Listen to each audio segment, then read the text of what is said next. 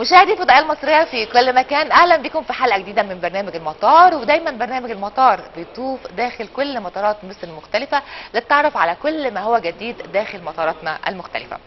احنا النهاردة بعد فقرة الاخبار المحلية والعالمية هنكون داخل مطار مرسى علم. هيكون لنا لقاء مع اللواء هاني عقاب رئيس مجلس ادارة احدى الشركات لادارة وتشغيل المطارات. والحقيقة ان مطار مرسى علم هو اول مطار خاص من حيث التشغيل والملكية. هنتعرف على كل ما هو جديد داخل المطار، كمان هنعرف خطوط الطيران اللي تم افتتاحها مؤخرا ما بين مرسى علم وبروكسل على سبيل المثال، كمان رجوع بعض خطوط الطيران للسابق عهدها زي الطيران الفرنسي، الطيران البريطاني وغيرها من خطوط الطيران. اخر فقره عندنا هي لقاء مع السياح، نتعرف من خلالها على اهم الاماكن السياحيه اللي بيحبوا يزوروها عندنا في بلدنا الحبيبه مصر. افكركم بايميل البرنامج اللي ظهر على الشاشه، المطار 770@gmail.com. يلا بينا نبتدي حلقتنا، خليكم معانا وتابعونا وحلقه جديده من برنامج المطار. ودلوقتي جمعنا مع فقره الاخبار. 7 طائرات كهربائيه قد تحلق قريبا. سعيا الى خفض انبعاثات الكربون في صناعه الطيران وسط المخاوف حيال التغيرات المناخيه، زادت الابتكارات في مجال صناعه الطائرات العامله بالكهرباء. وأشار أحد خبراء صناعة الطيران إلى أن حزمة البطاريات الكهربائية تنتج كمية من الطاقة أقل مما ينتجها وقود الطائرات، مع الأخذ في الاعتبار أفضل البطاريات المتاحة. أكثر ما يميز الطائرة الكهربائية صغر حجمها الذي يغزو أدائها ويزيد كفاءتها، فضلا عن استهلاكها كميات أقل من الطاقة مع معدلات تلوث هوائي وصوتي أقل. ولذا فمن الضروري التحول تدريجيا نحو المركبات الكهربائية الطائرة. أفضل 10 مطارات في العالم لعام 2017. نشرت إحدى مواقع الرائدة في مجال الطيران نتائج أحدث دراسة تظهر أفضل مطارات العالم لعام 2017. ووفقا للموقع شملت الدراسة آراء أكثر من 14 مسافرا من أكثر من 105 بلدان في العالم، حيث تم تقييم 550 مطارا من حيث الخدمات المقدمة للمسافرين والمهارات اللغوية للموظفين وغيرها من العوامل التي تدرس أثناء تقييم المطارات.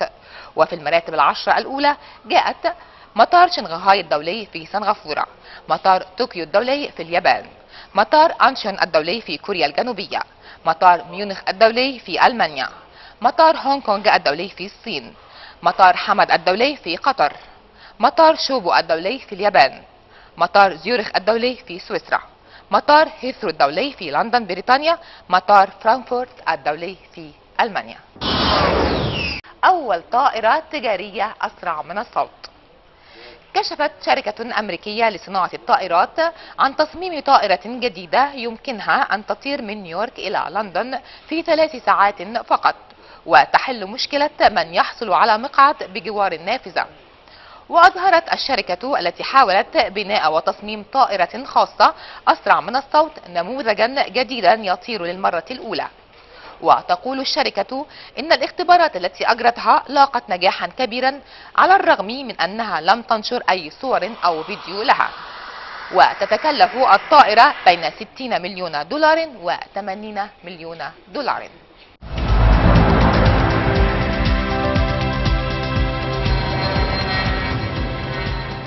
مطار مرسى علم في المرحلة الأخيرة تم إنشاء خطوط طيران جديدة ما بين مرسى علم وبين أوكرانيا، ما بين مرسى علم وبروكسل في بلجيكا، وما بين مرسى علم والنمسا.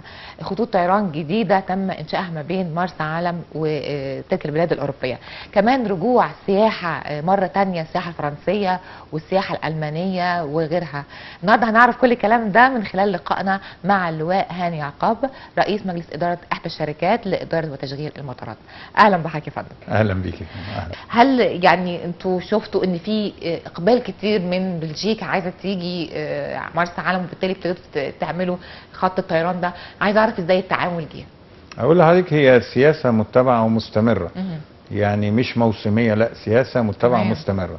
احنا بنتابع في مؤتمرات دوليه بيجتمع فيها كل شركات الطيران واحيانا كل شركات تور اوبريتور او الشركات السياحيه. احنا بنوفد ناس من عندنا مسؤولين يروحوا بيتعاملوا مع الشركات دي، ويبقى عينينا على بعض الاسواق، يا اما الاسواق اللي هي حاسين انها عايزه تيجي عندنا، او الاسواق اللي كانت عندنا ومشيت لظروف ما. تمام. وبنروح نتعامل معاهم، بنقعد يعني في نيجوشيشن مع بعض، وبنتكلم انتوا ايه اللي مشاكوا، او انتوا مش عايزين تيجوا ليه.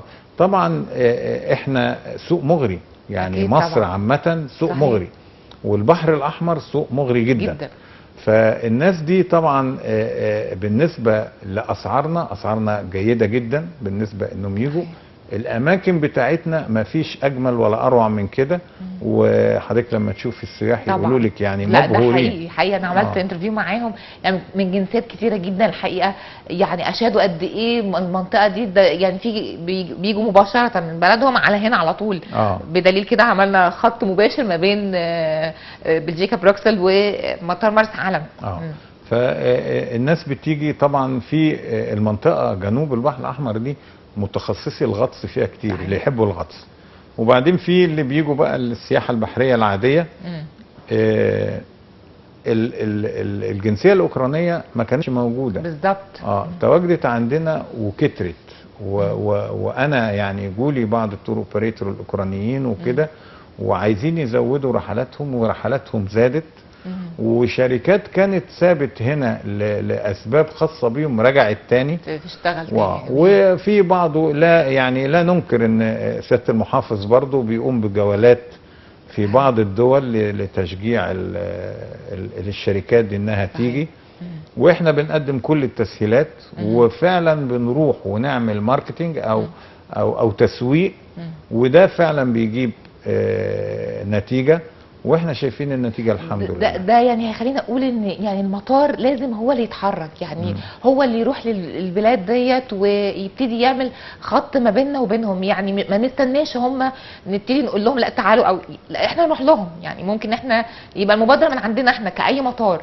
صح بالظبط كده. هو احنا دي سياستنا ان احنا لنا اداره تسويق. انا عايزه اقول ان ده يبقى يعني ده سيستم يبقى المفروض متبع في كل المطارات، ما نستناش هم يجوا، لا ده احنا نروح لهم نقول لهم يعني تعالوا نعمل ديل ما بيننا وبينهم، يعني يبقى بالتالي يبقى في اكتر نسبه عندنا، نفتح خطوط طيران جديده.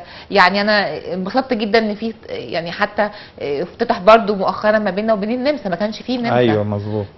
فده برضو مجهود من مطار مرسى علم، وده بيتم. وبعدين كمان غير كده لما بيجي خط جديد احنا بنعمل له احتفاليه كبيره جدا طبعا، وبنعمل له بروتوكول الدولي يمكن شفتوه في الفيديوهات، وبنستقبلهم بالورود وبالشوكولاته وغير الاحتفال، بيبقوا مبسوطين جدا. كان اخر حاجه اللي هو كان بروكسلز البلجيك بالظبط. كان ايه بقى العرف اللي متبع في الوقت ده؟ اما هو العرف لما يبقى فيه شركة نازلة لأول مرة في المطار، فبنحتفل بيها بعربيات المطافي، بتضرب خراطيم المية فوق الطيارة في شكل احتفالي، وبعدين لما بينزلوا هم بيبقوا سعداء جدا. ولعلم حضرتك احنا عندنا الموظفين بتوعنا والناس اللي بيشتغلوا في المطار بيبقوا سعداء اكتر منهم. وبنجيب احيانا فرق المزيكا المصري بتاعتنا جميل، ورقصة التنورة والشوكولاتة وورد وكده، فالناس بتبقى سعيدة جدا. اكيد طبعا. وبيحسوا برضو يعني حضرتك لما بتتقابلي معاهم كل واحد اغلبهم بيتكلموا على ان المصريين ناس لطاف وظراف وتعاملهم صحيح كده. يعني دايما بيقولوا يعني اللي لما بسالهم ايه اللي بيعجبكم هنا، دايما بيقول لي الانسان المصري، يعني دايما البدايه بتاعته الشعب المصري ده. كمان عايزه اقول على رجوع بقى، يعني بلاد كانت مقاطعه شويه ورجعوا تاني، يعني رجعت الحمد لله. المانيا رجعت، فرنسا رجعت تاني بعد فتره توقف، بريطانيا برضو رجعت تاني. فعايزه اعرف اللي توقف ورجع، وعايزه اعرف بقى احنا دلوقتي بقى شكلنا ايه، الجنسيات اللي بقت رقم 1 2 3 عندنا. هو طبعا احنا السنة اللي فاتت في بدايتها بعد المشكلة اللي كانت حصلت دي، كان عندنا ايطاليا كانت نمرة 1. تمام. فطبعا حصل المشكلة تانية فقالوا قوي، ولدرجة بقى يعني عدد لا يذكر. تمام. احنا في منطقة مرسى علم هنا الروس ما بيجوش كتير، نسبة قليلة قوي.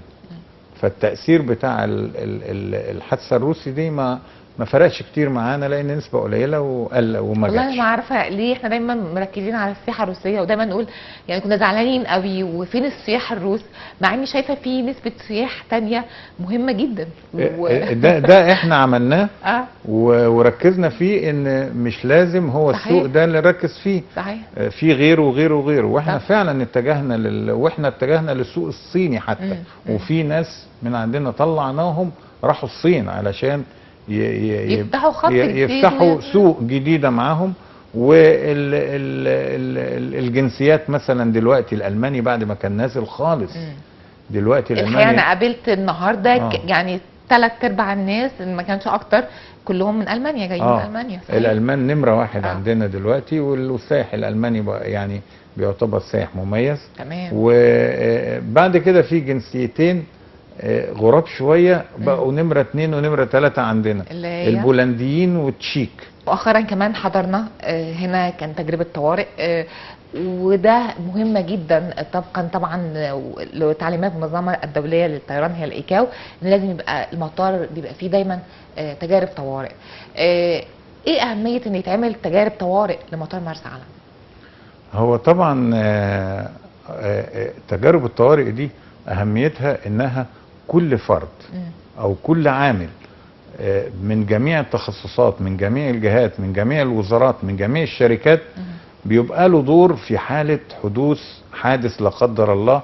وحوادث الطيران المطارات بتبقى قوية شوية، فلازم كل واحد يقوم بعمل ودور في مكافحة ومقاومة الحدث اللي بيحصل. وبيقيس كفاءة المطار بالظبط لمواجهة أي طارئ يحصل. بالظبط، ده بيقيس ازاي المطار مستعد للتعامل، وبيبقى ده نوع من التدريب.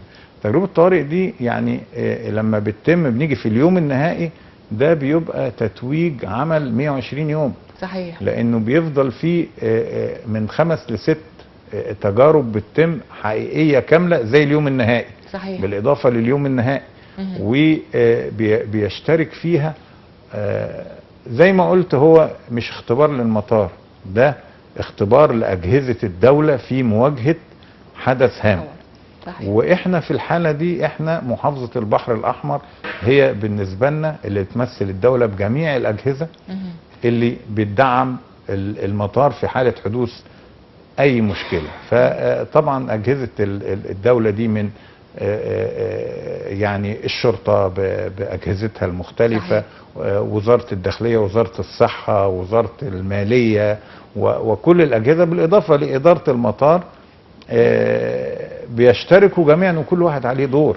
صحيح. بيتعامل في مواجهة هذه المشكلة أو الكارثة، وبيتم التغلب عليها. السيناريوهات اللي بتتحط للتجارب مختلفة. أكيد طبعا. احنا بالنسبة للمطار، لو بتكلم على الهيستوري يعني، المطار الحمد لله يعني هو الأول في مصر اللي عامل كل أنواع تقريبا السيناريوهات، يعني النهاري، الليلي. متهيألي الليلي مش كتير يا فندم، يعني كتير من التجارب الطوارئ اللي حضرتها معظمها بيبقى نهاري. يمكن حضرت مره واحده كانت تجربه، طبعا هنا كان في تجربه ليلي، وفي تجربه تانية في مطار الاقصر متهيألي كانت لا ليلي. كانت في شرم الشيخ تقريبا، يا شرم يا الغردقه، مش متذكر يعني. الليلي هي بس دي ليه قليل التجارب الليلي يعني؟ اولا تجربه الطوارئ في حد ذاتها تنفيذها، بقول لحضرتك بنقعد 120 يوم حتى طبعا في النهاري.